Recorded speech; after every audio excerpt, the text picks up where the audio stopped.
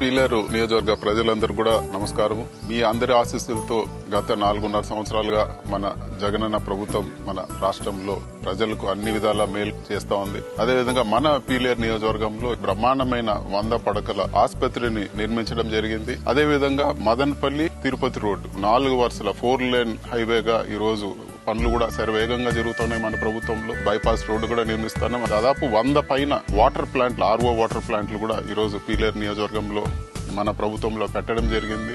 Schools అన్ని కూడా నాడు నేడు కింద అన్ని స్కూల్స్ కూడా ఈ రోజు రెనోవేషన్ చేస్తా ఉన్నారు. దాదాపు 25,000 పైన ఈ రోజు హౌసెస్ నిర్మిస్తా ఉన్నారు. ఇళ్ల పట్టాలు ఇవ్వడం జరిగింది. వీటన్నిటి కూడా ఇళ్ల నిర్మాణం చేయించే బాధ్యత కూడా ఈ రోజు మన జగనన్న ప్రభుత్వం, మన వైఎస్ఆర్సీపీ ప్రభుత్వం అని చెప్పి కూడా మీకు అందరు కూడా తెలియజేస్తున్నాను. పర్మనెంట్ ఎప్పటికి కూడా రాబో 30 సంవత్సరాలకు ఇబ్బంది లేకుండా వాటర్ గ్రిడ్ పథకాన్ని కూడా ఈ రోజు టెండర్లు పూర్తవడం జరిగింది.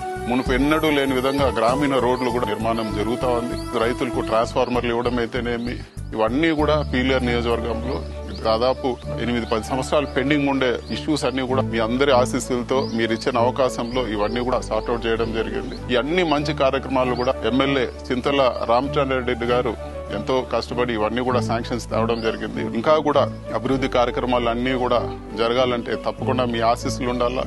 జగనన్నకు, అదేవిధంగా ఎంపీగా నాకు, ఎమ్మెల్యేగా చింతల రామచంద్రారెడ్డి అన్న గారికి మీ ఆశీస్సులు ఉండాలని చెప్పి కూడా మనస్ఫూర్తిగా ప్రజలు కోరుకుంటున్నారు. ఉండాలి జగన్, ఉంటాడు జగన్.